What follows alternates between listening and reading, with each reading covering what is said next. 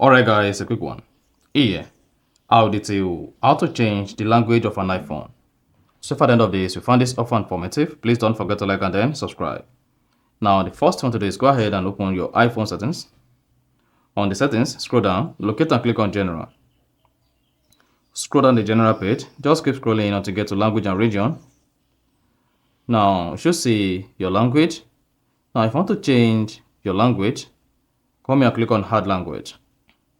Then you'll be able to select another language you want to set to your iPhone language to here. Select that.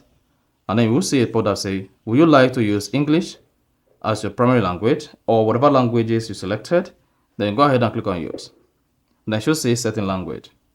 Then you just need to hang on for the new language to set on your iPhone. And this is going to change the iPhone language.